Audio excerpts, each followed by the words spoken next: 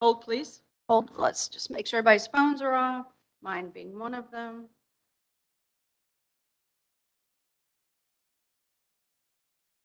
They are live. Hold on one more second. They're getting John Maduco in.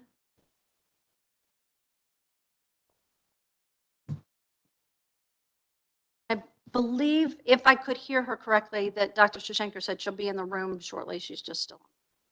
Or that's not what she said. Right. Yeah, that's right. I thought that's what I heard, but it was loud.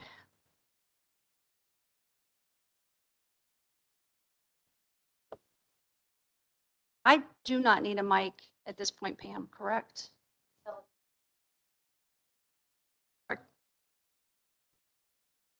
On, and so.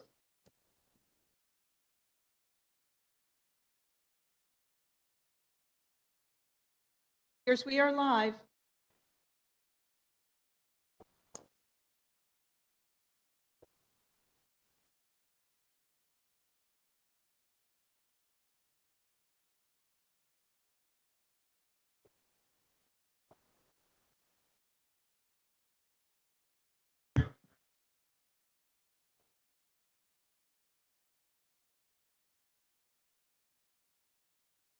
Welcome, everyone, to the meeting. I would ask the Assistant Secretary to call the roll.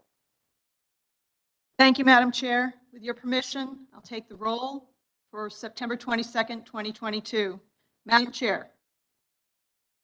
Regent Balducci. Regent Bloom.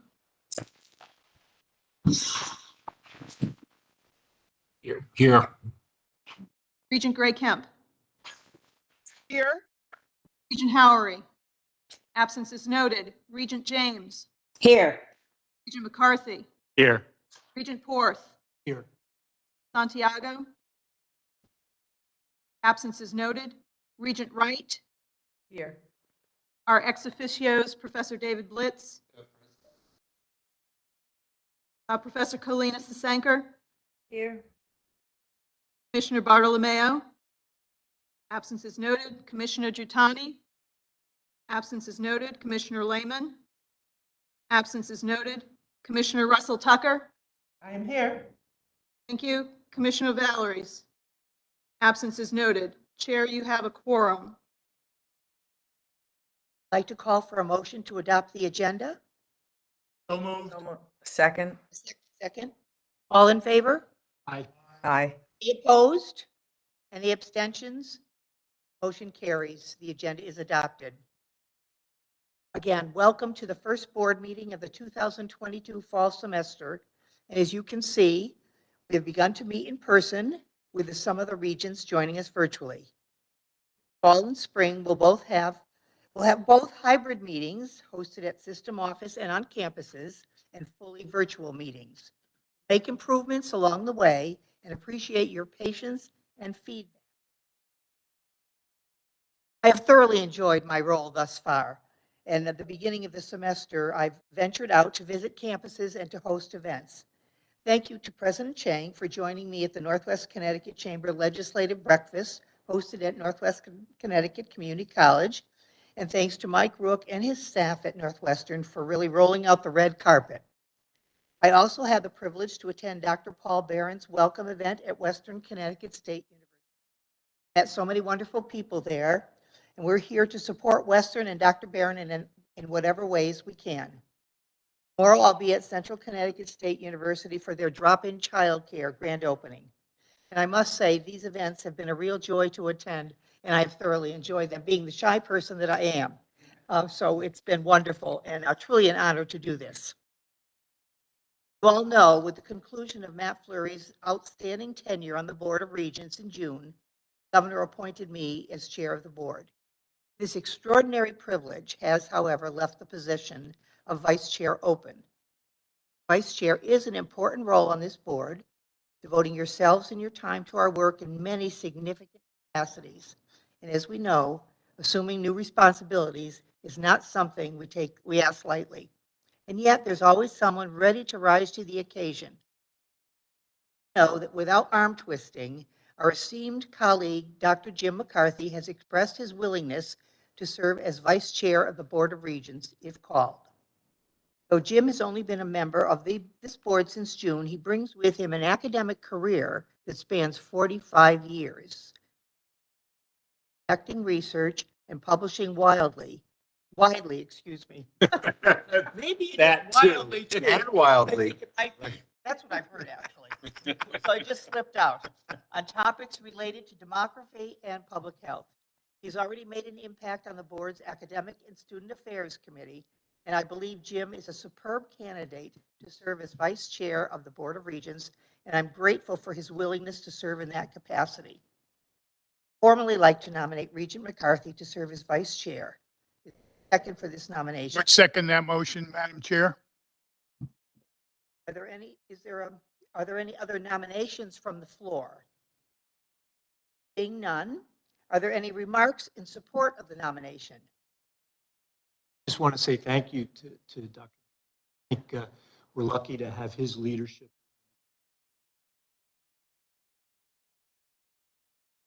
Thank you. You're absolutely correct. Your words are well taken.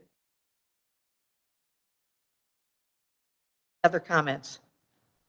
I must say, I look forward to having Jim as the Vice Chair.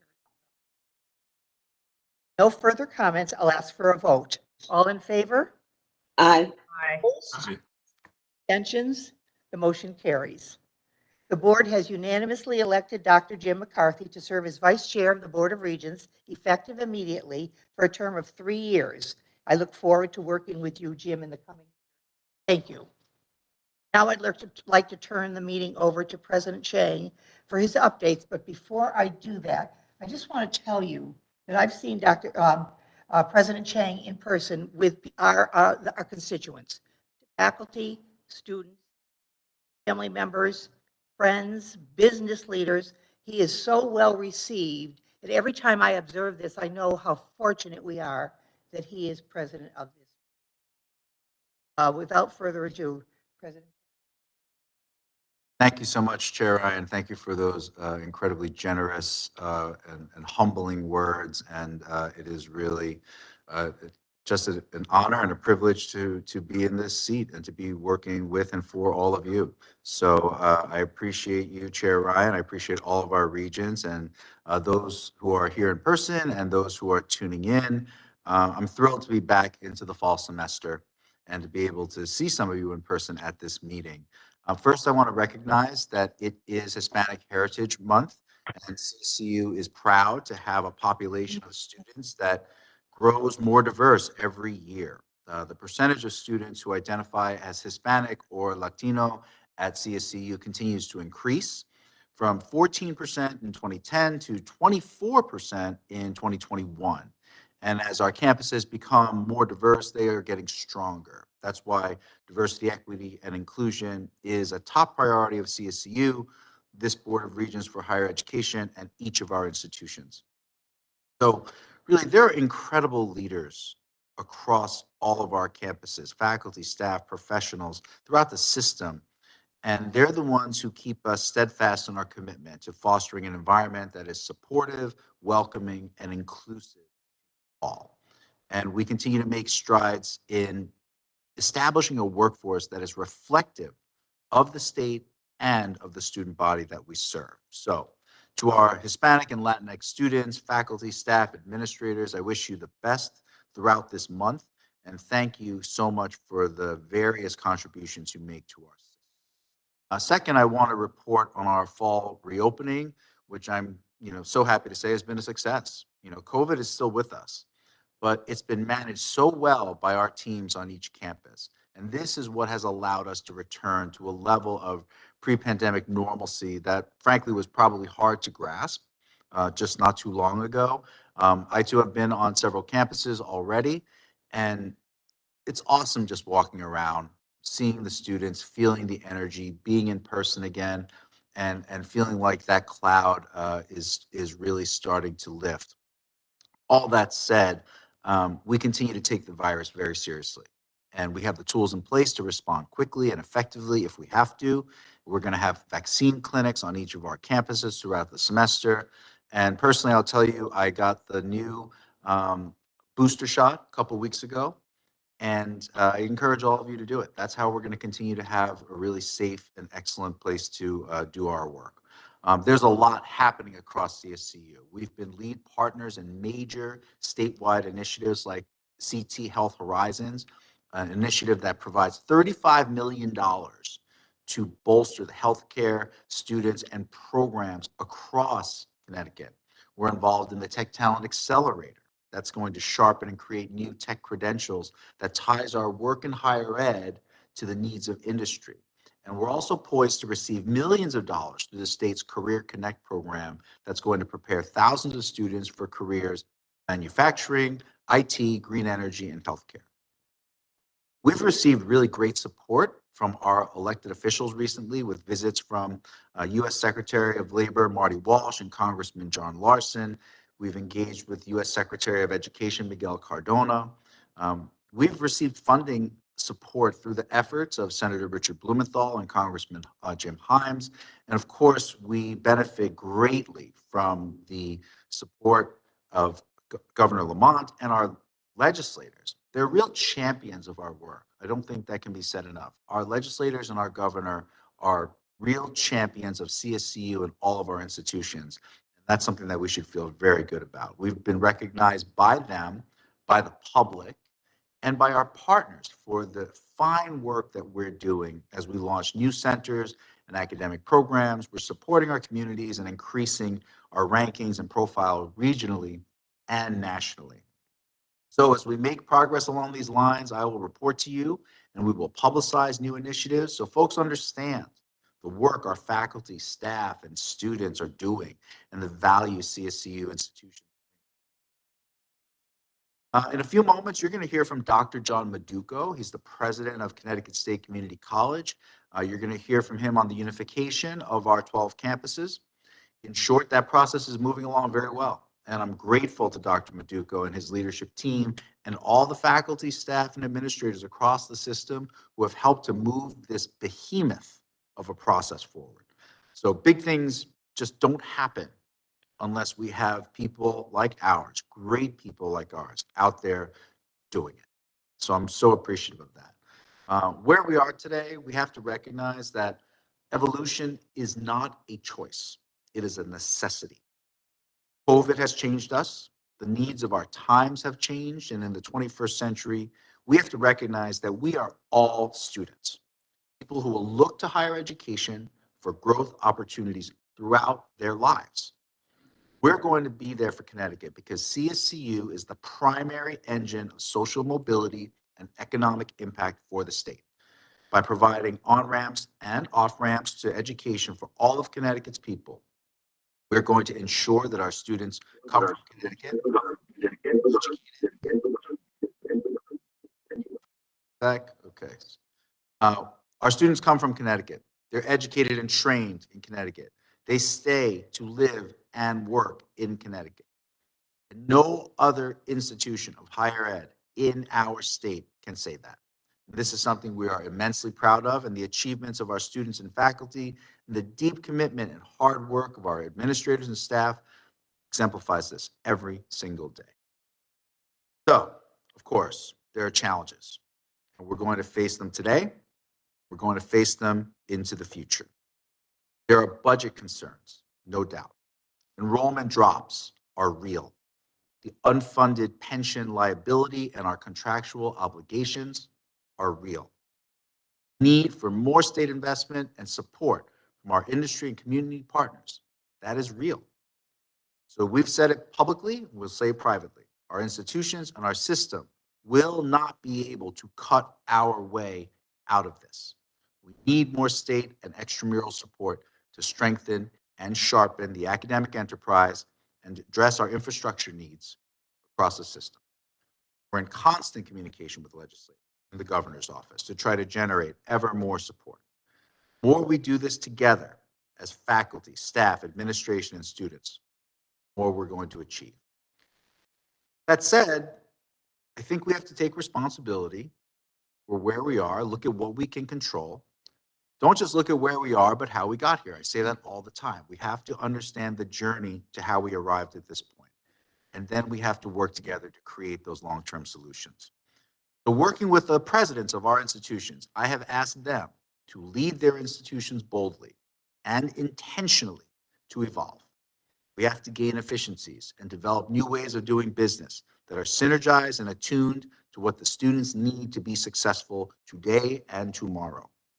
We have to strengthen academic programming and develop new programs that will serve the students and our communities. I've encouraged the presidents to develop new enrollment tactics and strategies, which we want to support. Made it clear that I want the institutions to be primary co-authors of our plans. But we're going to work together in a unified effort to achieve system goals for successful and sustainable future. Change, you may have noticed, is that the presidents of our institutions are here with us, virtually and eventually in person. Not just viewing the meeting, but on the meeting. They comprise the majority of my cabinet and our systems leadership team. I'm thrilled to work with such an incredible group, decades worth of presidential leadership experience that I benefit from and that we all benefit from. In the spirit of unity and collaboration, I also want to recognize Seth Freeman, president of the 4Cs, and his team. Without going into a lot of detail, I'm just going to say that we've made a lot of progress lately on many issues. And that does not happen without the hard work of our bargaining unit partners. We don't always agree on things, but the fact that we can continue to find ways to work together, to solve problems and create solutions, that's a testament to the fact that we all want the same things. We want great working conditions for our faculty and staff, and we want outstanding environments for the students to learn. Thank you, Professor Freeman, and thanks to all of our bargaining unit leaders, the work that you all do in representing the faculty and the staff. I'm getting to know you all more. You all are getting to know me more. I appreciate the work you're doing to work together and move things forward. I also want to thank Professors David Blitz and Kalina Sasankard. Professor Blitz is here with us today in the room. They are ex officio members of our board and representatives of the Faculty Advisory Committee, and I appreciate your engagement, your partnership, and again, we're going to continue to find ways to work together to collaborate and try to move things forward. So I'm going to wrap up. Last but certainly not least, welcome to our newest regents. Again, Dr. Jim McCarthy and Juanita James. So Dr. McCarthy, again, has a long esteemed career in higher education. I'm so happy that you are with us. I'm so happy that we've gotten you to say yes to vice chair. You did say yes, right? I did say okay, yes. good. Just want to make sure.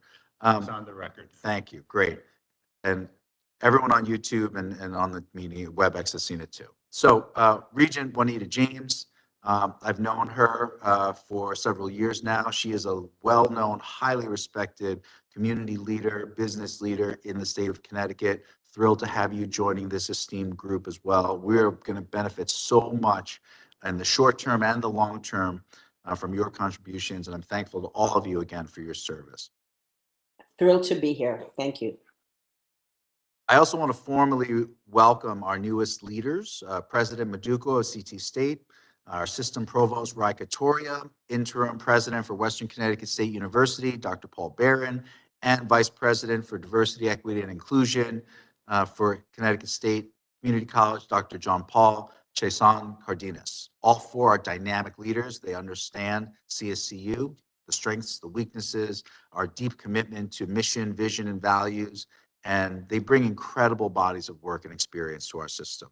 So thank you again, Chair Ryan, for this time. And now, if I may, I'd like to ask Dr. Maduko to begin his presentation on CT State. And afterward, if it's okay with you, Chair Ryan, I'll also help to facilitate any questions. If we have time that may be asked, they will be answered by Dr. Michael Rook and his folks there. Excellent. So without further ado, thank you for the time. And Dr. Maduko, I'd like to hand this over to you for the presentation on Connecticut State Community College. Hey, thank you, President Chang. Can everyone hear me? Yes. Okay, thank God. So for starters, good morning, Chair Ryan, Regents, President Chang, fellow institutional presidents, faculty, staff, administrators, and esteemed guests. I am John Maduko. Pronouns are he, him, his, and I am happy to provide a status update on our accreditation and NETCHI work. That's been a huge undertaking across the board. So there is a slide deck, and there's also I believe Dr. Pritchard setting up our presentation. Thank you, Dr. Pritchard, and good morning. Next slide. So I kind of want to be as concise as possible, but first and foremost, I want to formally thank Dr. Michael Rook and also Dr. Kimberly Sorrentino. They've been really leading forward and been spearheading the efforts for the entire time as it pertains to our reporting, our data collection, working with various stakeholders and leaders across our institutions and within our central office and in Britain, and also with our colleagues at the system office. So Dr. Rook, Dr. Sorrentino, we are not here without you. Thank you so much. So as of today, what has been completed is probably one of the most impressive accomplishments, probably in higher ed, is to align curriculum across multiple institutions. So to date, we've aligned the curriculum for all CT state degrees and certificates, and that's really at the core of eliminating the burden and the barriers of having students who historically have had to transfer in between the community colleges. Now that we've have aligned curriculum, a student can simply just register for a course of their choosing. So again, just tremendous work on behalf of our faculty, on behalf of our leaders and staff and everyone involved. Next, we've began the formal transition of Title IV funds per the Department of Education from the 12 community colleges to CT states. That has started. We have submitted the documentation and paperwork, and we will adhere and abide by all the stipulations per the Department of Ed. So that's significant. So when we become one singly accredited institution, right, it's not 12 versions of financial aid or financial aid processing. It will be a centralized statewide infrastructure. So again, Dr. Steve or Mr. Steve McDowell, who is our AVP of Title IV funding and financial aid, he's been instrumental in our work to date. Guided Pathways. So we have invested in Guided Pathways advisors. Guided Pathways advisors align with the student success methodology in terms of Guided Pathways. And all Guided Pathways advisors have been hired, have transitioned, and also have been onboarded across our 12 campuses. So they're making tremendous inroads. We're seeing a difference in terms of students having a point of contact, an advocate that will help them kind of guide them through their course of study and help them navigate through all the various requirements through enrollment, through registration, and beyond. So tremendous work, and many thanks to Mr. Michael Bacilli, who's our AVP for Student Success, for leading that effort. And then lastly, we submitted our first of 3 status updates, NETCHI reports, on September 1 of this month that kind of outline what has been completed and what still needs to be done. So again, a lot of work went into that. It was submitted on time. We await the accreditor to provide their assessment, and I'm sure they're going to have some questions, and we're open to those questions, and we'll address anything they bring to our attention. So what is ongoing specifically is our governance structure. So we are working with our collective bargaining units to agree upon a governance structure so we can actually get work done. So, with governance, that is where faculty, that's where staff and administration leverage that process to kind of vet changes to policy and practice, updates, changes to curriculum, to programs, and courses. That's really important. So I am hopeful that we can finalize our governance structure, and I'm really proud that there's been dialogue, right? So both sides are going back and forth, and that's really important. We need communication to move things forward. We're working on the alignment of our college English and mathematics courses. So, per our interim provost, Dr. Maya LaPierre Dreger, and other administrators are working to get that finalized, because obviously English and mathematics are key to not only the inroads of our programming, but those competencies really feed into other programmings that we offer. We are in the initial steps of the strategic plan for CT State. So there was a group that kind of finalized their work and brought together a draft of the strategic plan that was sent out to the college community for comment. Upon me joining CT State, I've been working with our administration to take a look at that draft and add some clarity to it. And we're going to share that again with the college community for feedback, for suggestions, for recommendations. But we're confident that we want to ratify and finalize a final strategic plan. So that's something that can serve as a North Star for CT State. Enrollment projections. We know enrollment continues to be fluid in higher education due to the impacts of the pandemic and also other elements in terms of new behaviors we're seeing with students. The benefits of PAC, the free college program that we have here for both first-time and full-time students for CT State. So again, we continue to look at data, ask the questions, look at local, state, regional, and national trends. But when we get more information, we apply those changes to our report. And then lastly, we're still vetting, working with Mr. Ben Barnes, the system office, and our leaders on the impacts of retirements of faculty and staff and their replacements. That's something specifically that she had asked us regarding what does that mean for us? Is there going to be steps to replace some of those individuals? Will there be an impact to teaching and capacity? And also, what are the financial implications? Next slide. So as I mentioned, September 1, we submitted the first of 3 reports. The next report is due February 10th, and that's underway. So we'll start deliberations and meetings to address those outstanding items. And then the final report is due June 1 of 2023. So upon the submission of all those reports, it is our commitment, it is our plan that we secure institutional accreditation from NETCHI as one statewide college. So what are the deliverables for the February 23 report? It's the governance elections to take place, meaning the representation from all the various stakeholders. We have a strategic plan. Again, our beacon, our North Star will be adopted so that can guide our work. Existing legal agreements. So when you have 12 colleges, there are a lot of contracts, MOUs, agreements across the board. And we've been working tirelessly with our general counsel led by Ernestine Weaver to get that done. So all agreements will be consolidated under the CT State banner. The CT State catalog, the website will be published. The catalog is complete. The website continues to undergo additions, revisions per the input of our campuses and our leaders and stakeholders. Students will begin to be accepted into CT State as of fall of 23. So we're proud to announce that the application for CT State will open October 1st of this fall. And that's a big deal. That some of the elements of what CT State will actually be initiated before July 1 of 23. And then lastly, Title IV funding will be available for the academic year 23 and 24. So those are the deliverables that we will speak to for the February report. The deliverables for June 23 will be identifying the key performance indicators, KPIs, that are tied to our strategic plan, but also align with our system priorities.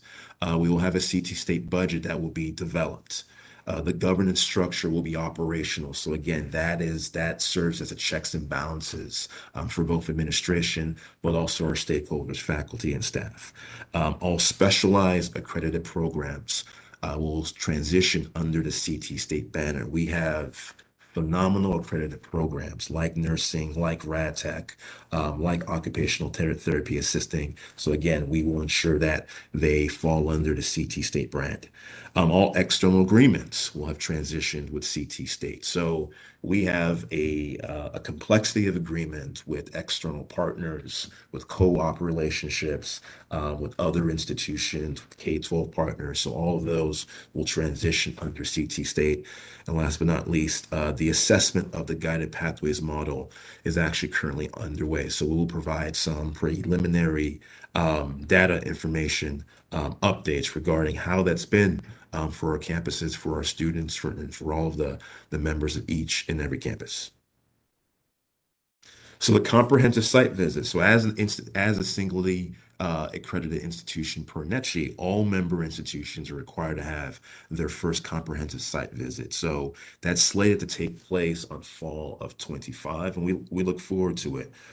Institutional accreditation allows us to improve our processes. It commits us to what we what we broadcast to our stakeholders. So again, we look forward to it. There will be a 2-year self-study process that will begin in the fall of 23. So this fall, right? So again, beginning to pull together all the elements of what will be CT State. And then last but not least, a self-study will need to be completed by August of 2025. So the next steps for our accreditor, NECHI, and NECHI stands for New England Commission of Higher Education. The commission will send a letter after its September meeting to us in response to our September 1 progress report. They will request further updates as they should, and we will address all outstanding items and also continue to align with the timeline that we've put out and shared with NECHI regarding what we need to complete. Each progress report focuses on what has been completed, but also the time it takes to complete the outstanding items. And, you know, there's a level of transparency that is required. If there's the need to push back any items, you know, I've communicated directly with NECHI's president and vice president that we will update them accordingly in writing per these status update reports. And then, you know, the theme that I've kind of established since joining CT State is 3 elements: stabilize, build, and thrive, right? The process of consolidation and the merger on top of still operating 12 distinct community colleges is a hellacious undertaking. So I really commend our faculty, our staff, our leaders, our employees, our students for being patient with us. It's a lot. It's a lot. I've never seen something to this degree before, at least in my career. So it's my responsibility and responsibility of my leadership team to ensure that we stabilize what will be CT State, to tend to the well-being of our people in order for us to be well. Next is build. We're going to continue to build CT State, right? Our programming, our partnership with our stakeholders, what we offer, how we support our students, and ultimately the goal is to thrive, right? At the end of the day, our students need to thrive in terms of their course of study and ultimately in their careers so they can establish upward economic mobility. So again, I want to thank everyone who's been involved. That's the quick dirty update of where we are today. But again, we're happy to answer any questions you might have. Um,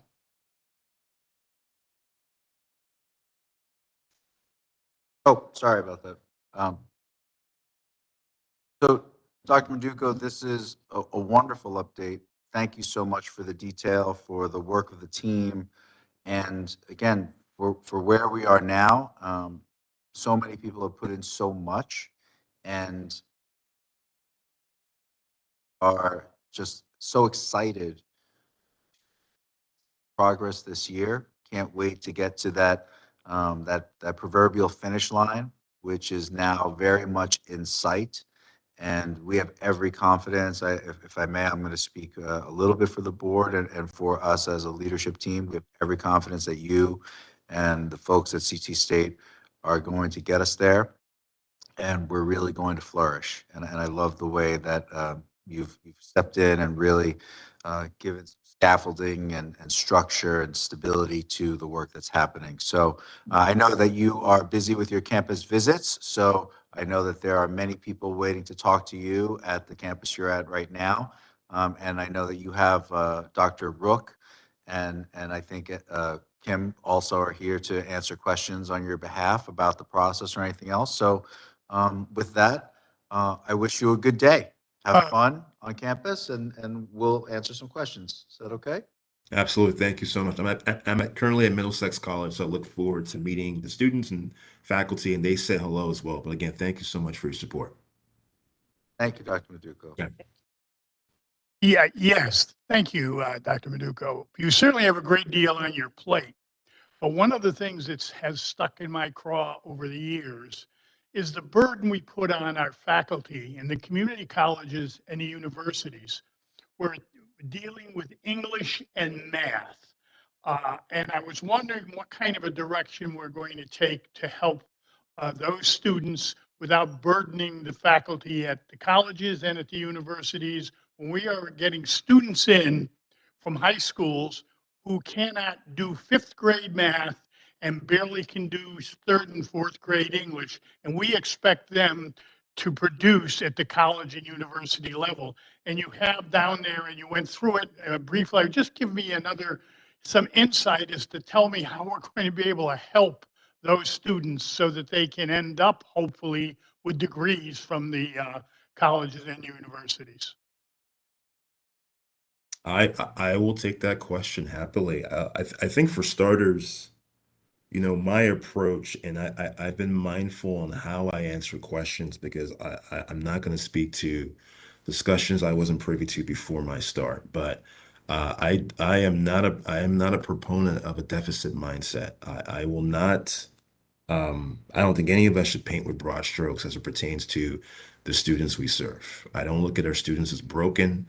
I don't look at our students as flawed and as individuals that we need to fix, right? Like shame on me and shame on anyone that looks at students that way. With that said, I recognize that there are deficits of competencies as it pertains to actually all disciplines. And as a community college, that's different than four-year institutions. We don't choose our students choose us. And we meet our students where they are. And I understand there are concerns on the part of faculty, specifically as it pertains to ACME and the co-requisite model. And I am a proponent and I support and I encourage not only my leadership, but also our faculty for us to come together and develop strategies, have it be the rollout and the pace by which we adopt ACME, but also to the constant commitment to assessing our students and trying to identify their needs in the way that still respects who they are, does not label them as unable to progress, but also adhering to instructional excellence, the input of our faculty, what they do in the classroom, but also all of the support services that we provide now and what we need to provide for students from all walks of life. And I think no two students are the same, no two cohorts or incoming freshmen are the same. Our responsibility is to meet them where they are. And then from there, formalize strategies, not simply English and math, but there's ESL, there's social economic issues, there's mental health issues. There's a lot going on with college students today in higher education. And my commitment is we're going to do what's necessary, but also we're going to be data informed. And again, I can't go through the steps on the how because I don't want to speak on behalf of faculty or my administration. We have to come together and formalize strategies and do what's necessary for their needs. That have it be today, have it be 10 years from now. And that's all I can say about that matter. It's just that the burden on our faculty is such that they're expected to produce these students to be able to read, write, do the math. And it goes back beyond them. It goes back into the high schools, et cetera. And I know that's not our responsibility, but somehow I think we have to get those folks down there moving and working harder to get those students, when students that do come to our colleges and universities, able to do math and English at a level capable that is expected of a freshman in college. That's just a statement. It's just something that's bugged me for years, and we end up taking the burden of it, the faculty at the colleges and universities, and they shouldn't have to. I appreciate your input. I look forward to working with all of our faculty. So thank you. Our guys take. Just want to make sure that we see up. Yeah, I'm taking notes. Okay, great, thank you.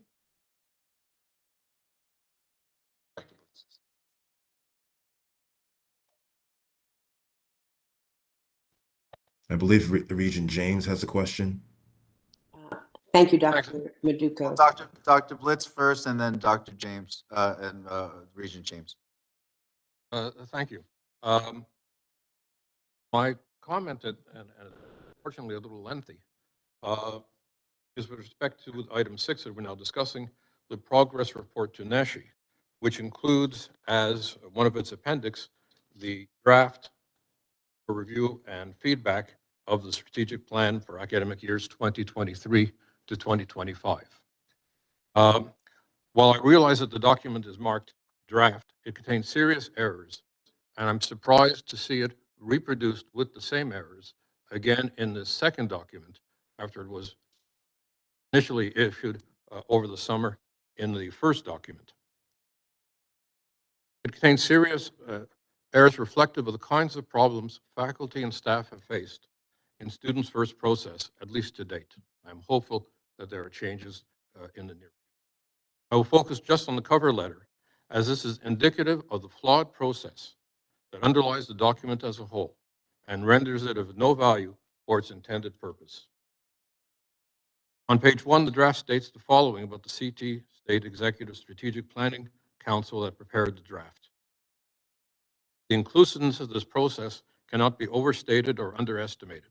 More than 50 people have served on the council, and membership consisted of faculty, staff, and administrators, representatives from all the campuses in CT State. Importantly, students have also served as council members. We are thankful to all the council members as well as to all the individuals who provided feedback to the council members. End of quote. On page 2, this is followed up with a list of 48 individuals, none of whom are identified as to their status, either in terms of their role as faculty, staff, administrators, or students, or in terms of their affiliation to one of the 12 campuses of CT State Community College system.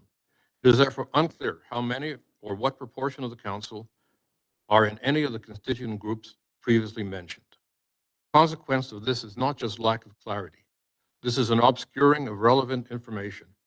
Clearly was available to the drafters, but which they saw fit to exclude.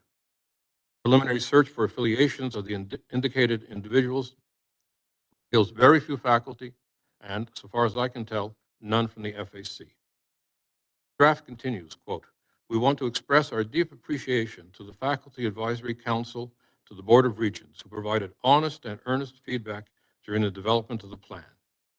By the time we engaged the FAC, we had useful feedback from them, and the council subsequently incorporated their comments into our planning work. As chair of the FAC, I can state without hesitation that this is not the case. In the first place, the FAC is the Faculty Advisory Committee to the board, not the Faculty Advisory Council. This might be considered as a mere slip, which is repeated twice, or simple ignorance. But the authors of this document compound the error with the claim that the FAC, however designated, provided substantial, that is to say, honest and earnest feedback, comments which were, quote, substantially incorporated into our planning work. This is not the case. While we did invite at their request, and on one occasion each, Tanya Miller, past chair, and Terry Brown, co-chair, to meetings of the FAC, we indicated at both meetings that the content of their presentations were inadequate to anything we could consider to be a framework for a strategic plan. In particular, we noted the lack of any reference to the determining role of faculty in developing curriculum and pedagogy, lack of guarantee for the continuation of the existing colleges, vague terminology without content about shared governance, and absence of any reference to academic freedom, and more. Not only is the document fundamentally flawed as to content, or lack thereof, the FAC never had any follow-up or saw, never mind commented on the draft plan. Therefore, to claim that faculty in any significant way participated in the draft is unsubstantiated, and to further claim that the FAC contributed in any meaningful way to the draft is incorrect. If this were just a one-off matter, it might be less significant than it is. To the contrary, the problems illustrate a strategy that has been persistently used by the system office, claiming faculty participation in committees from which faculty have withdrawn or merely attended on one or a few occasions, and then claiming, as has been done above, that faculty have participated in preparing a document which most have never seen or approved. As a result, please withdraw any statement or implication that the FAC has participated in the drafting of the draft strategic plan, and in particular that we provided, quote, feedback subsequently incorporated in our planning work. I sent this as an email to the relevant people, and I think perhaps Dr. Maduko, I hope that you did receive it in July, but I realized that you were just beginning your term as president of the CS. Madam Chair, may I respond quickly? So thank you for the comments, Dr. Blitz. Again, I appreciate the engagement and the thoughtful, lens that you bring to work. It is collective work. And and it is oftentimes imperfect work, as we know. So I think this kind of dialogue will sharpen the work. I can't speak to um, I can't speak to the engagement of faculty in the CT State strategic plan. Maybe Dr. Rook may be able to do that because he has been a part of that for quite a while now. I will tell you that, speaking for the system office and for my office, we take the engagement of faculty seriously. And as I've said to you in other arenas, um, we're going to we're going to be we're going to get multiple parties to the table, and I believe there's legitimacy to how we approach that. So if there continues to be concern in terms of who is on these committees or who selects individuals to be on such committees, we can continue to have that conversation. But I'll simply say that I will stand by our office, our system, and our people, because I don't want to denigrate the faculty that you and Dr. Sasanker come from. Whether you all or your faculty advisory committee selected certain folks to be a part of certain processes, or whether you agree with the folks that came onto these committees and did the work in a very legitimate and integrity-laden way, we can agree to disagree on that, but I'm not going to denigrate the work of the faculty that did that work. So I'll let our folks from CT State respond to some of the comments about um, the details that Dr. Blitz brought up, if you would so choose. Dr. Maduko, and again, I would like to make sure you know that I understand you have commitments at Middlesex, and so I realize you want to stay for the dialogue, but if you do need to move on, I don't want to disrespect the folks on the campus that are waiting to speak with you, and Dr. Rook and others can fill in for you in that capacity as well. But I don't know if Dr. Rook or Dr. Maduko, if you would like to speak to anything really quickly.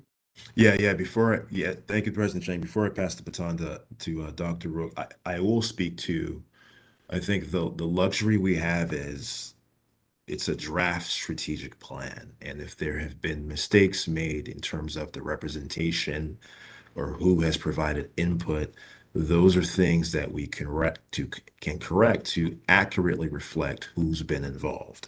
With that said, we still have a draft strategic plan, so there's still time for us to share it with our stakeholders in multiple formats to truly gather the input. And again, it's not to dictate the input, but it's to gather the input, but also recommendations, things that maybe we need to add, things we maybe need to scale or remove. Like I'm open to that. And I support that. I support that democratic process because we want a strategic plan that reflects where we are, but where we're headed. And I'm confident we can come to that during my campus tour. So today is campus number 6 or college number 6. I've told our faculty, staff, and our students, I am not here to sell you anything, to pitch anything to you, nor am I here to control your thoughts or emotions. Speak your truth, right? So the same thing is applicable to the strategic plan process, and I stand by that. And Dr. Rook, if you want to add some clarity on just the genesis and the level of involvement, please do so. But thank you.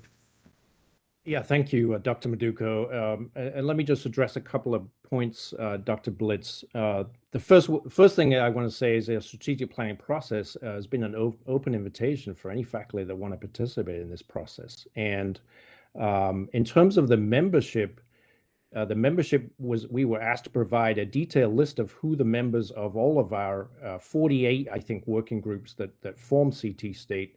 Those were provided as part of our substantive change, and it details exactly who are faculty, who are staff, and who are administrators. And so I reference you to that document that was posted on the web in February. And my understanding, I was not part of the strategic planning process directly, but the two co-chairs did meet with the FAC in March 11th, I believe. And again, their predecessor met with the FAC before that. On both occasions, they were asked to invite the FAC to participate in the strategic plan process, and to my knowledge, have not. And so, those meetings are referenced in our supporting materials and provided to NECHI. But again, I just want to repeat what Dr. Meduco said is, we are eager for faculty, especially from the FAC, to participate in this process. Thank you. Dr. Rook, had some comments to make? Question?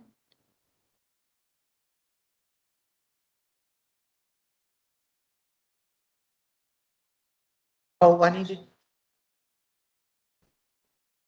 James, please. Regent James?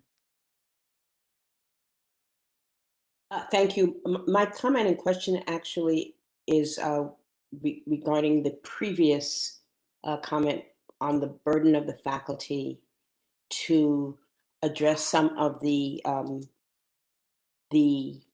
lack of preparedness for the students coming into the system. And first, I would like, as a new person and really coming up the learning curve, I would just like to open to see how we can make a contribution by partnering with other organizations, institutions to help alleviate some of that burden where the system has failed these students in terms of accurate preparedness. I am not familiar with the entire state of Connecticut as yet, but I do know that in Fairfield County, we, in the philanthropic community and the nonprofit community, have established some very effective pilots working with our local community college systems to help to address the additional support needs for students who haven't come with the same level of preparation. And I'm hoping that we can continue to explore what may be applicable statewide for the entire system to work those partnerships. My experience living in this great state of Connecticut is that there is a very healthy community of people who are interested in the success of all of our communities and the success of all of our students, in the success of our educational system. And if we can continue to explore those partnerships and opportunities to meet those gaps without putting undue pressure on the faculty that are at the institutions, I'm optimistic that we will find ways to achieve our strategic goals and plans and create the system we like without putting undue pressure on the faculty. So I'm an optimist, and I think there's an exciting opportunity for us to work with other constituent groups that are interested in making sure all of our community colleges and four regionals are as successful in meeting the needs of both. I very much like the goals that Dr. Cheng articulated at the beginning in terms of a system that recognizes and supports its faculty and faculty accomplishments, and also produces the best student outcomes possible. Comments? I believe Commissioner Russell Tucker would like to say something. Yes, thank you very much. And it is great to be here as always. And adding to what Regent James said, to really talk about the collaboration and coordination for our K-12 system with higher education, which is really important. I speak for the system of 513,000 students that the goal is to make sure students graduate ready for the next steps in their educational career. And to the extent that we may not be achieving that at the highest levels, it's not about let's get done here in K-12 and move them on someplace else, but it's about all of us working together to provide as much supports as possible for them. It is one of the reasons we boast a really great data portal for full transparency. And one of the things that we have is the college entrance and persistence rate and trends, and we have that information. The reason we do is because it's important to see what our success rates are, and then what it is that we need to be doing together. In some cases, how do we support our high schools? How do we support them in terms of the outcomes, and how do we have partners as necessary who can help? But it is certainly a goal to make sure students are ready when they leave. And so I appreciate the collaboration with President Cheng, meetings that we've already had, and meetings we will continue to have to make sure that we can address these needs as we go forward. So it's about, yes, making sure in higher education they're prepared to provide additional support. It's also making sure the students are as prepared as possible when they enter into the higher ed space as well. So I just really wanted to add that voice here, representing our K-12 education in our state. And if I may just add, if I can, I have 17 years in our community college system, and I have seen a considerable improvement in the readiness of our students coming to the community colleges. And I just want to add my support for what Dr. Mduko said in terms of we need to meet the students where they're at. I think there have been a lot of changes in those years. Public Act 1240 from 2012 was a substantial improvement in us providing courses to students that met them where they needed to be. What I will tell you is our alignment and completion of math and English goes even further and provides co-requisite support for any student that needs that support. Those courses are being developed right now and hopefully will be piloted in the next couple of semesters and will be fully implemented by no later than fall 2025. So we have done an awful lot of work to move the needle over the last 15, 20 years. And, I think this is a key part of our forming of CT State. So thank you. If I may, Madam Chair, I want to add very quickly because I want to be mindful of time, and I see Regent Bloom has his hand raised for a comment, but I do want to say that this is not easy work. This is incredibly hard work. And we're at a crossroads in many senses, right? Literally and figuratively. And so my personal view and the spirit that I hope to infuse into this conversation and into partnerships is that with great challenges, not only come that responsibility, but opportunity to look at the things that aren't working as well as we want them to or we need them to. And I appreciate the concerns, Regent Balducci. I agree with you that there are challenges, but I also want to shine light on the fact that so many of our students come in and they are stars, right? And we need to really lean into the strength of that at the same time. So we are doing work on so many different levels. And I'll tell you that my brief time of working with Commissioner Russell Tucker as a partner so far, let's just say she is as open and communicative and collaborative and energized as we could ever ask for a partner to be. So I look forward to working with Commissioner Russell Tucker and her team to address exactly the kinds of challenges that Regent Balducci that you've pointed to, which I agree with are there, and we'll take them seriously. But what a great opportunity! What a great time to create new paradigms to really tackle these challenges. So thank you, Chair Ryan. Thank you. I just want to throw in a personal. My great niece just started at Eastern. Not be more thrilled, excited, but so happy for the opportunity to be. And this spirit is wonderful. The president is wonderful. It's a real positive, and I sense that your campus too, Dr. Rook, because as you know, quite often. And I really had the same wonderful positive experience at Western. So I'm going to be visiting all the hard work that our leaders are doing.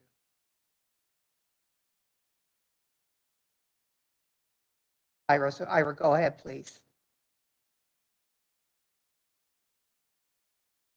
Ira, you're on mute. Regent Bloom, you're on mute. Thank you. I'm sorry. I want to comment, add something to what the last few speakers have said. I have been involved with public higher education. This is my 56th year. 3 years ago, I would have thought I had seen everything. The pandemic, we have to keep in mind that the students who are now in our classes were not in school, whether it was secondary school or community college, for almost 2 years. And this has created challenges for everybody. And this is not, as I said, I've been through revolutions, I've been through all sorts of things in higher education, and this is probably the most difficult challenge I think we have faced. And I think President Chang's, it also is an opportunity. We are doing things using tools that we would not have thought about using 3 or 4 years ago. So yes, it's harder. It's more of a challenge. The students have had many challenges during these past 2 years, and it's our responsibility to meet them. And I think this is not. But I think one of the things I've seen in the last few years is that there have been initiatives that I would not have thought possible 3 years ago. So I second what President Chang said. We have opportunities here to do really innovative things. And yes, there are issues, and the issues were compounded enormously by the pandemic. And I think that's important to keep in mind. Comments. Thank you all, Dr. Chang and Dr. Maduko, for leading this discussion. I would like to now ask Dr. Pritchard and Pam Helene to manage the public. Thank you, Chair Ryan. We have 5 speakers today. They will be called in the order that they have requested the board. So our first presenter is Brendan Cunningham. He's an economics professor at Eastern. Hi, good morning. Please. Can you hear me? Absolutely. Your 3 minutes can begin. According to bond disclosure filings, after adjusting for inflation, state support for our public university declined by $73 million between 2016 and 2020. These funding cuts have compromised the educational product we offer and go a long way towards explaining why we are struggling to recruit students. Our diminished value proposition places us at a severe competitive disadvantage when it comes to admissions and enrollment. I emailed all the faculty on my campus and asked them for a list of opportunities our students have lost over the years. I don't have enough time to list all the responses, but here are a few. For 37 years, we offered programmatic support in mathematics during the first year of college to high school graduates who are first-generation college students from lower-income families or from underrepresented backgrounds. That support is gone. Students in the fields of finance, art history, and printmaking cannot study with permanent faculty. Those fields are 100% adjunct taught. Students are scrambling to find second jobs because our work-study funding is too low. The list is a long one. In aviation, pilots have a term for the point beyond which disaster awaits. They say bingo fuel.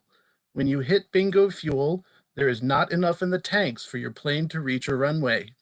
You are guaranteed a crash landing. My own assessment is that the universities are at or perhaps even past bingo money. The board needs to serve as the voice of our students. You need to restore our educational programs and state funding. We are the 6th most affluent state in the nation. We can and we should do it.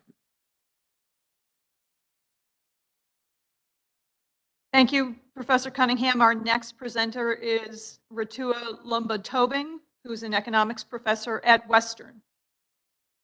Thank you. Can you hear me? I can, and your 3 minutes can begin. Thank you. Thank you. Members of the Board of Regents, my name is Ritua Lumba-Tobing, and I'm an economist and the AUP chapter president at Western Connecticut State University. The last time I addressed this board, I spoke about the financial crisis Western is facing and the underlying reasons behind it. The board's response so far to this crisis was to fire John Clark, hire a new university president without any input from faculty members, and retain the rest of the administrators at Western who have made one bad decision after the next. Our union's response, on the other hand, was to work hand in hand with other unions at Western. Over 100 of us spent the summer tirelessly analyzing all available information regarding the university's operations. It was clear from the start, however, that management sought to continue with business as usual. And as usual, management showed no interest in transparency or shared governance.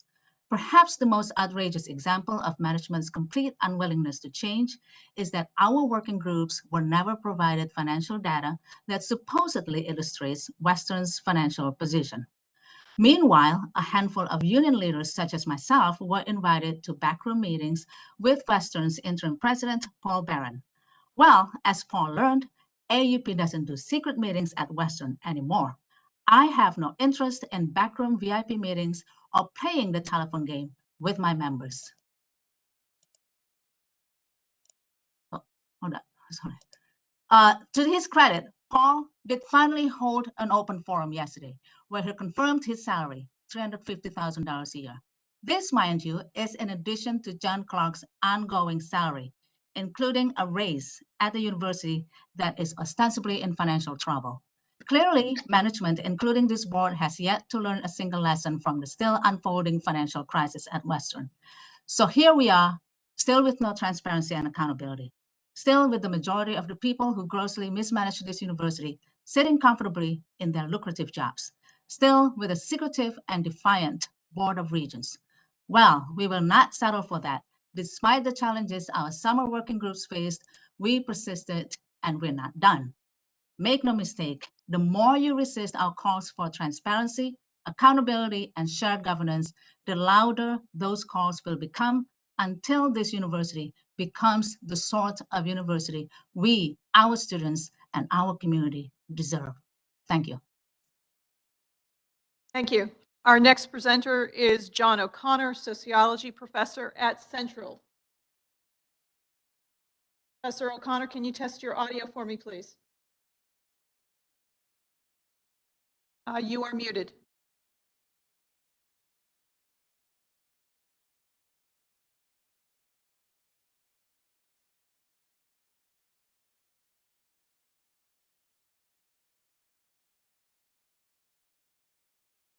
Still muted.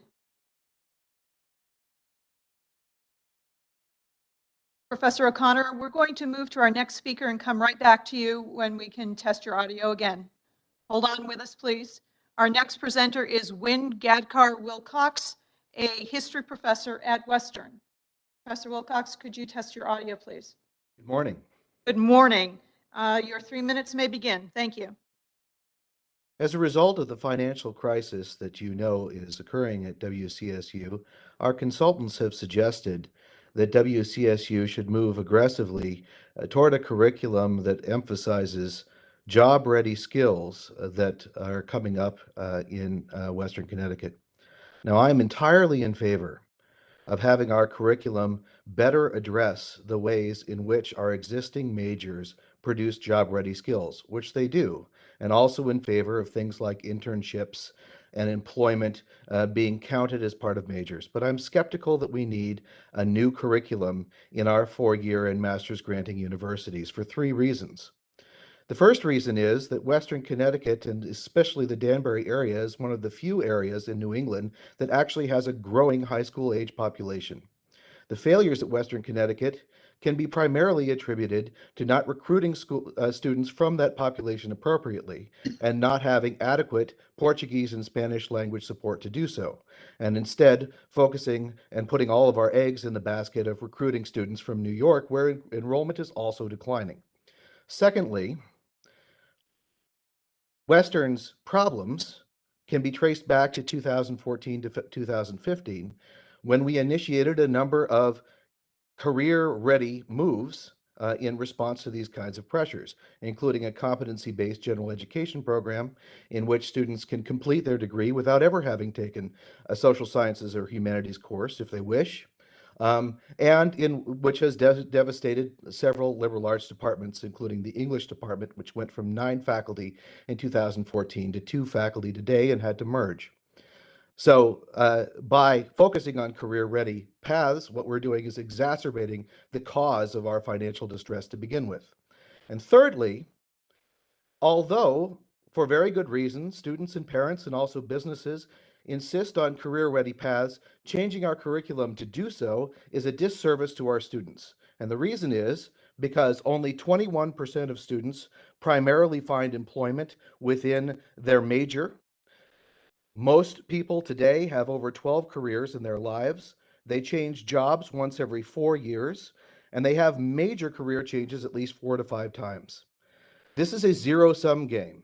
To the extent to which we make sure that our students have special career-ready paths, we necessarily reduce our ability to teach them the general education courses that they need. Western Connecticut needs major changes, but I do not believe that those changes involve a fundamental change to our mission or to the programs we offer. Thank you. Thank you. We're going to go back to Professor O'Connor. Can we try one more time on your audio, please? No, you are still not with us. One more, you might want to sign off and rejoin the meeting and see if that assists. And we'll move on to our next speaker, Seth Freeman, President of the Four Cs. Seth, can you test your audio, please? Hi, Pam. Can you hear me? I can very, very clearly. Are you ready? Yes. Okay, your 3 minutes may begin. Thank you, Pam. Board of Regents members, I'm happy to address you at the start of this academic year. On behalf of Four Cs members across our state, my name is Seth Freeman, professor at Capital Community College and president of the Four Cs. I'll take a second to thank President Chang for his acknowledgement earlier in the meeting. Despite the difficult and painful process we have taken to get here, our community college faculty and staff are cautiously optimistic that we will find solutions with this board and with President Maduco this year. These solutions, however, will be predicated upon the ability of our community college campuses to retain necessary autonomy and individuality. Faculty, staff, and local college managers who have given our careers to building strong community colleges will not allow our colleges to become a corporate cookie-cutter system, nor will we allow central managers in Hartford, New Britain, or anywhere else to dictate the curriculum we teach or the services we provide. Continued attempts by this board or Connecticut state managers to over-centralize our community college system will be resoundingly and vigorously discarded. As we start the 5th week of classes, I want to share that part-time community college faculty and staff have yet to be paid the retroactive wages owed to them and the year 2 lump sum monies owed to them. This is, of course, completely unacceptable. Community college faculty and staff deserve so much better from this board than what we are currently getting. Failure to pay your employees is yet another clear example of the failure of HR shared services. When this board unfortunately decided to decimate the HR departments in our community colleges, your subsequent complete inability to pay your part-time employees is a logical and direct result. At this point, however, we are past identifying blame. We just need our members to be paid the money owed to them, and we need our members to be paid now. I'll take this time this month to make it clear that community college faculty and staff strongly oppose raising tuition on any CSU students. We will not increase enrollment by further divesting in our students and further shifting the burden of higher education from our state, which is of course the wealthiest in the country, to our students. Raising tuition is unacceptable, and this board needs to eliminate that as an option to address our challenges. I'll end by repeating to this board what must be repeated at the start of a new year. Community college faculty and staff will not be treated as second-class citizens in the CSU system. As you treat us with the dignity and respect we are owed and we deserve, you will find a partner in the faculty and staff, and you will of course find that we are committed to moving forward with you in the best interest of our students and our colleges. Thank you to the board again for the opportunity to address you today. Thank you. And finally, see if Professor O'Connor, can you test one more time your audio? How about this, Pam? Oh, fabulous. Okay, thank you. Are you ready? Yes. Your 3 minutes may begin. Okay, thank you. Good morning, Chair Ryan, President Chang, and all the members of the board. My name is John O'Connor. I'm a member of the Sociology Department at Central and a member of CSU AUP.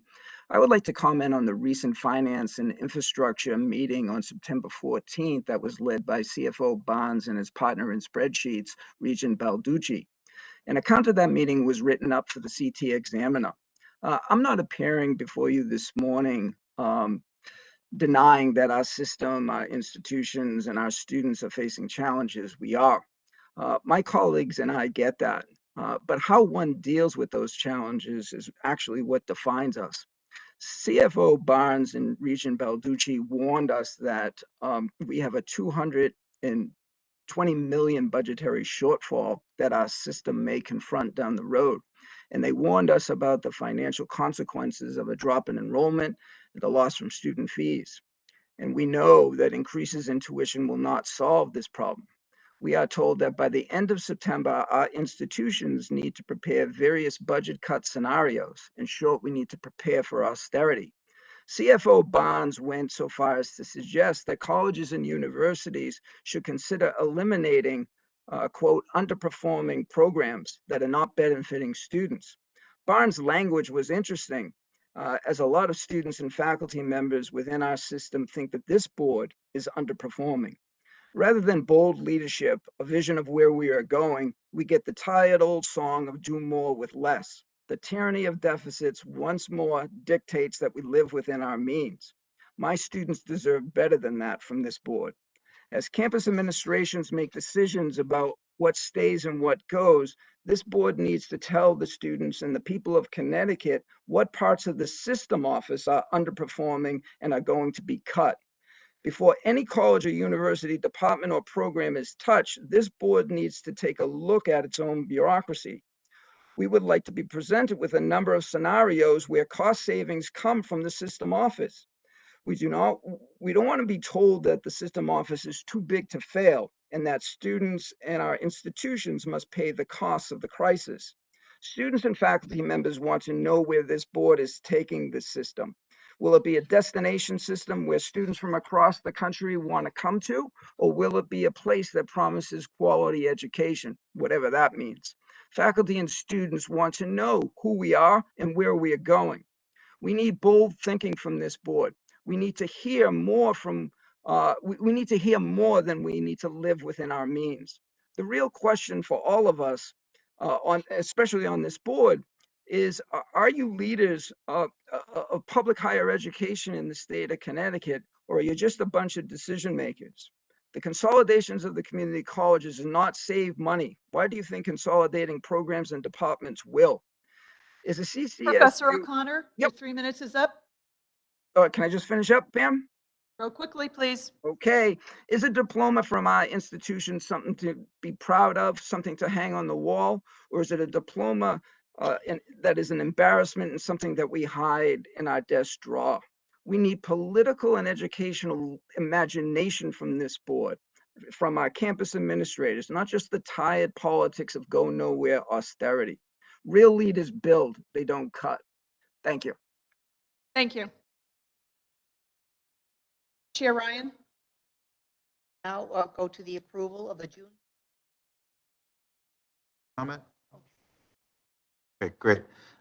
Thank you, Chair Ryan, for giving me a moment to respond. I want to thank all of our public commenters today because you take time out of your days, you take time out of your schedules to engage with the administration and the board, and I value that, and we value that. Again, I think the engagement and the dialogue sharpens us and it makes us better.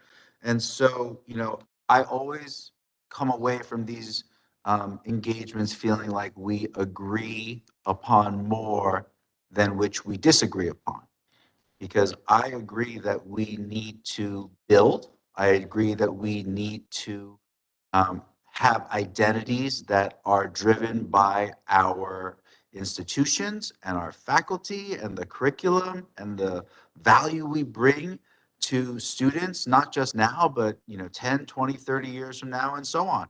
And so I truly believe we are all co-authors to the solution, and the faculty are an absolutely, I mean, the most important part of that solution. And so I would implore all of our faculty leaders and our faculty members to work through your senates, to work through your institutional mechanisms, and with your presidents and your leadership teams. That's why they are the leaders of the system here. They are on this meeting. They are part of my cabinet, and they are going to work with you, and they're going to lead you, and we are going to get through all of that work together. And so, few other comments have been made about Western Connecticut State specifically, And I know that Dr. Paul Barron, interim president, has been working tirelessly, nonstop, indefatigable. I'm so appreciative of that. And he has not shied away from a single conversation. And so I thought I might just give Dr. Barron a minute to say a few things about Western. Dr. Barron, would you please? Yes, can you hear me? Yes. All right, very good. Well, it's a great pleasure to address President Ching and the board about some of the statements that have been made. What I would like to say is that I listened to 6 reports that faculty and staff worked together over the summer to produce, and I asked to have public opportunity to hear those reports and for them to be able to talk to me as well as other administrators and other faculty about what they found and what their results were. We did that. All six reporting bodies reported back to me and others about what they found. Yesterday, I talked to AAUP and I asked them, they talked to me about the fact that they didn't see that the work was done, and I agreed, and I actually, I agreed that we need to meet again. I'm diving into it at a deeper level, and I supported a motion made at the University Council yesterday that those groups remain together, that they could include more and different members, but that they essentially remain together so we can continue the conversation. So I am all about hearing the conversation. Now, I've received emails and had personal conversations with many faculty and staff. What I am getting from those conversations is this. What I'm getting is the fact that people want some answers, but at the same time, they realize that just forensic work is really not what's going to move Western forward. What's going to move Western forward is us to do some real analysis about how we do business, to make sure that we are moving forward in a productive way, in ways that will put us out of the red and into the black, so to speak, that will solve, that will create some reorganization, that will create some opportunity, and frankly, that will right-size us in certain places so that we can have the right amount of support for the right amount of students. We need, obviously, to increase and keep our students. We don't have we have a less than adequate graduation rate. We have a less than adequate retention rate. And a lot of that has to do with breaking down some silos and doing business in a different way. If we can accomplish and start to accomplish some of those things, certainly our bottom line is going to get bigger because we'll keep those students. Our data shows that students leave and they go other places, so we need to keep them at our institution. As we move forward, we need to be able to continue to look for ways that really revolve around the student and what the student needs, rather than creating opportunity based on the organization that we impose on the students. I think that's really one of the biggest things that we need to do here at Western. Just to summarize, my overall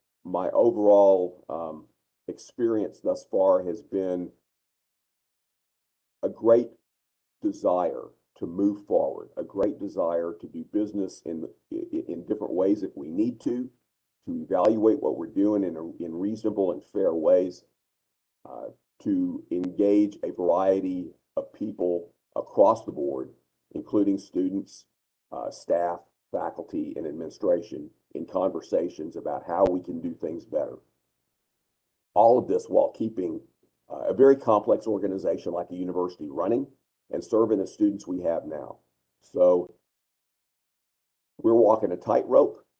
I appreciate the faculty and the staff and the administration, as well as the students who have helped this process along the way. This process is far from finished. It's far from being concluded, and is it far from having major decisions made about what absolutely needs to happen.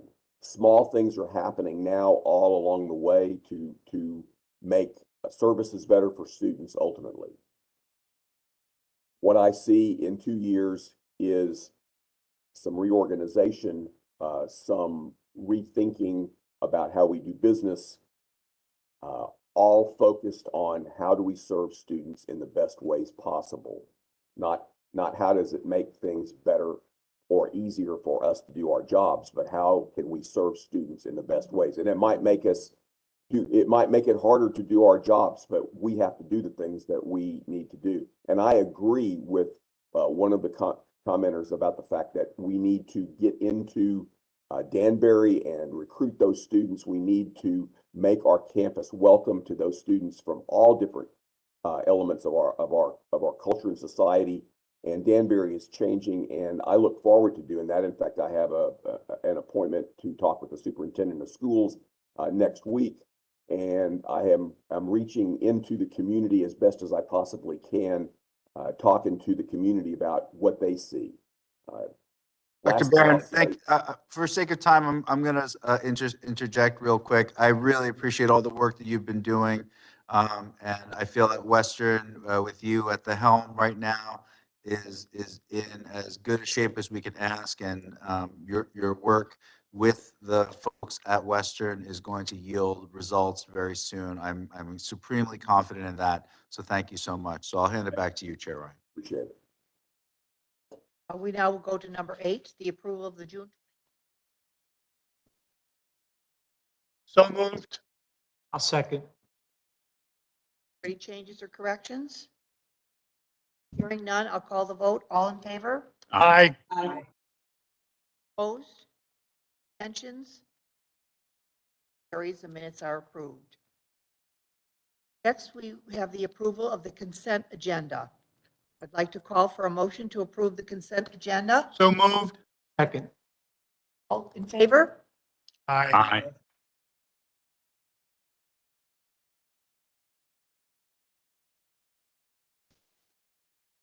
Motion for suspension of COVID-19 immunization requirements for students.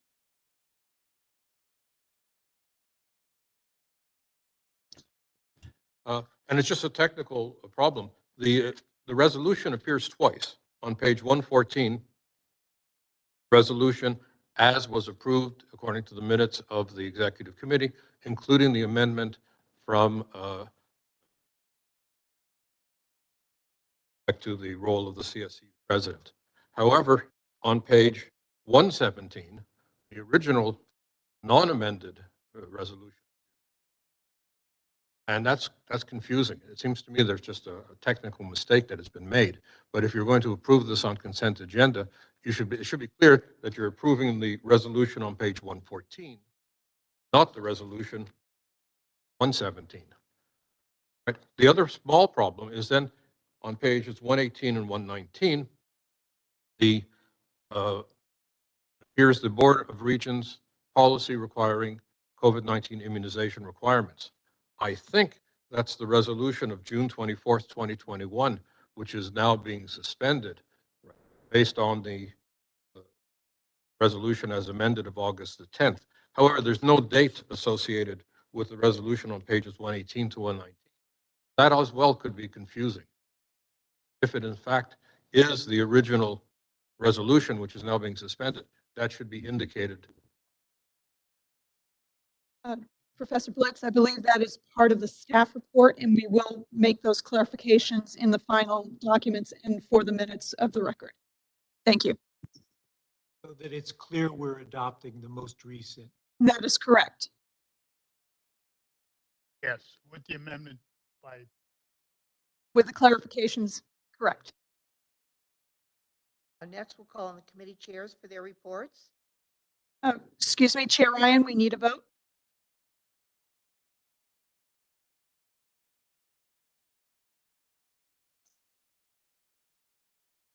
You made a motion, and I have a second. I need to call the vote. All in favor? Aye. Aye. Opposed? Abstentions?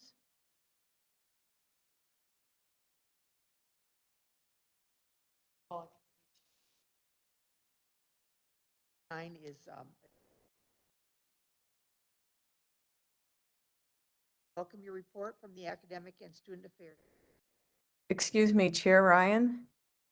I don't know if your mic is on. I can barely hear you. Rockstar. I have the same problem. Is that better? I'm sorry. Can you hear me now? Yes, that's Yes. much better. Thank you. Okay, thank you.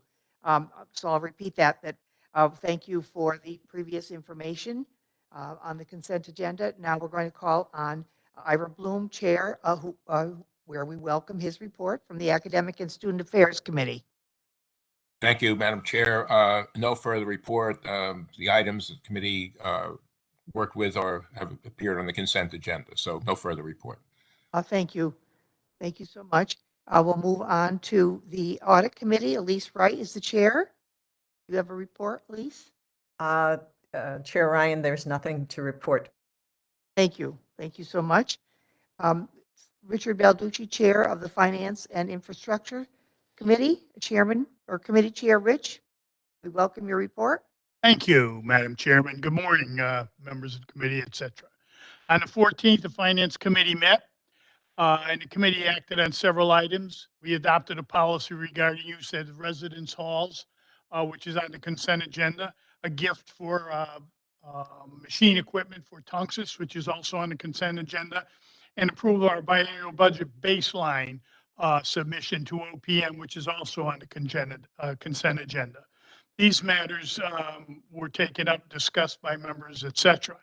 There is one discussion item I would like to just bring up, and that's the item dealing with change in our schedule for adopting tuition and fees. The administration was asked, or will ask the board to approve tuition and fees for the universities in October, and the colleges in December, and Charter Oak in the early part of 2023, rather than as we usually do that in March, February and March. The reason for approving universities sooner is to assist the student recruitment efforts that we have. Not having a final tuition and fee approval until the spring prevents universities from making financial assistance awards to students. And it puts us at a disadvantage with other students. So we're going to try and do that. The community colleges have asked for additional time, and we'll end up doing theirs by the end of the calendar year. Charter Oak prefers to ensure that they have complete information and in competition with other programs, and we'll wait until later on before they do that. One of the comments I would like to make, though, in closing is dealing with the budget, the biannual budget. Comments were made by Professor O'Connor, and I just want to just make one or 2 points about it. We're looking at $1.5 billion budget. 60% of that budget is universities, 40% are the colleges. We're looking at $106 million shortfall in 24 and $115 million shortfall in 25. We have to take into consideration things that have occurred. One, there are no more dollars coming in. I've said this for the last 2 years. As we move forward, the candy that we've gotten, so to speak, and I use that in a positive sense, that to help us pay for the pandemic issues, et cetera, are important, but they're now gone. We also have to look at issues that were also mentioned. I had mentioned them, and also Professor O'Connor, that student enrollment has diminished. Like it or not, we have to come up with another way. Now, coming up with magic, I don't have, but I think we're going to see that our universities and colleges work hard to try and garner more students for our programs. Also, the fact that room and board has diminished at the university level for several as we move forward into this next year. All of those are costing us dollars. Coming up with new ideas, I think, is great. One of the comments I had made early on was that we probably have to look at cutting at the colleges and universities 1, 2, 3, and 5%. Wrong word to have used. Professor Blitz and Ben Barnes were on me immediately. I probably should have used the term make adjustments within. And by the way, that also includes looking at the system office to make adjustments so that we can balance our budget as we move forward. We're responsible to the people of the state of Connecticut and to the students to provide a good, solid education within the realm of reason. We also have to pay for those programs as we move forward, and it's not an easy task to do. If somebody has a magic wand that can help us, look forward to it. I am always open to ideas and suggestions, as are the other members of the board. So whatever you can come up with, we're willing to listen. But I think it's important we understand that costs continue to increase, and right at the moment, tuition and fees do not help cover the cost of those increases. And I hope we keep that in mind, open to all suggestions and comments as we move forward. Madam Chairman, that concludes my report. Yes, thank you. Madam Chair, if I may make a quick response to Regent Balducci. Completely agree with you, Regent Balducci, and I just want to reassure the board and all of our constituents across the system that working with the presidents of the institutions and being informed by campus CEOs at the colleges and various groups, we are synthesizing as much data and really relying on the leadership from the campuses and the institutions to make the appropriate adjustments. And this is not a top-down or downhill activity. We all see the same figures. We all see the same numbers and feel that urgency. And again, we want those same things. And I feel very heartened by the leadership of our institutions, our presidents, our campus leaders. And that's how we're going to get there. So thank you for the comments, Regent Balducci. Thank you. Moving forward with the Human Resource and Administrative Committee, Holly Howery, Chair. We have no report from the Human Resources Committee. Now to the Executive Committee. The summer was a very busy time updating documents, policies, and procedures. Thank you to the board for ratifying the 4 items that appeared on the consent agenda. I'd also like to point out 2 items at the end of today's board packet. And those are the Freedom of Information Act Public Meetings Guide has been updated and incorporates guidance that has been codified since the pandemic. Please review at your leisure. It will become part of our new Regent training and will be posted on our website. Also over the summer, a Regent Mentor program has been outlined to assist in the onboarding activities for our new Regents. We will be working through the rest of 2022 to provide details and structure to this outline. Any feedback you have can be forwarded to Pam Helene. Moving on to the executive session is, if needed, I would go forward. Yes, Turn please. that to you. I would like to, if possible, to move. Okay. So She has. Yeah. Before I call for a motion to move to executive session, let me state that the board will move to executive session for the purposes of discussing the appointment, employment, performance, evaluation, health, or dismissal of a public officer or employee. No votes will be taken in executive session. Additionally, there will be no discussion, action, or votes by the board following executive session. Only action following executive session will be a declaration of adjournment by the chair. President Chang and Dr. Pritchard are asked to join the regents in executive session. Therefore, allow me to call for a motion to move to executive session for the purpose as I have described and to adjourn by declaration of the chair when that discussion in executive session concludes. So moved. Yes? So moved. Thank you. It's not with respect to the, rather, it's that at the Faculty Advisory Committee meeting of November, we moved a motion that we would request a joint meeting with the Board of Regents as stipulated in Section 185 statutes to be held during this fall 2022 term. Just as topic, how to achieve full funding for public higher education in our state. I think that's an area where we can have common ground and move towards rebuilding the kind of working relationship that has been past and not always so evident. That said, recognize the changes that are occurring at the level of the Board of Regents, and we've seen more change today with the chair with a substantial experience in higher education.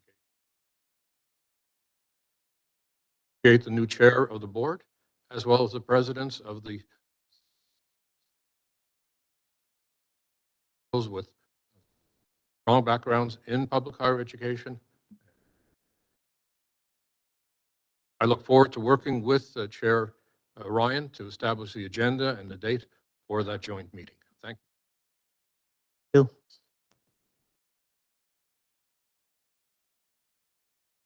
May I make one more quick comment to appreciate the number of the comments made in the last 10, 15 minutes. I've raised this in a couple of earlier meetings, and it relates to what Regent Balducci was talking about as well. Congress and the president authorized some student debt forgiveness recently, and I believe that our schools, our system provides a really competitive alternative to many colleges, especially private colleges around the country. But we still, according to educationdata.org, we still have average student loan debt of $35,000 plus in Connecticut, and almost 500,000, almost 500,000 student borrowers who live in Connecticut. 42% of whom are over 35 years old, which has an impact on our vitality as a state and people's ability to start up families, buy homes, and things like that. I do hope that when we talk about finding the resources to pay for this great system, that we also put front and center the interests of our students and make sure to collect data on the kind of debt that our students graduate with, whether it's from one of the community colleges or from one of our institutions or charter oak. Those comments and an idea.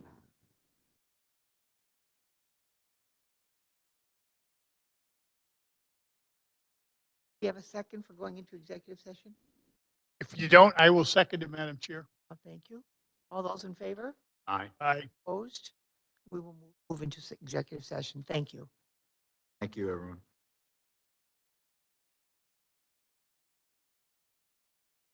Madam Chair, your live stream has started.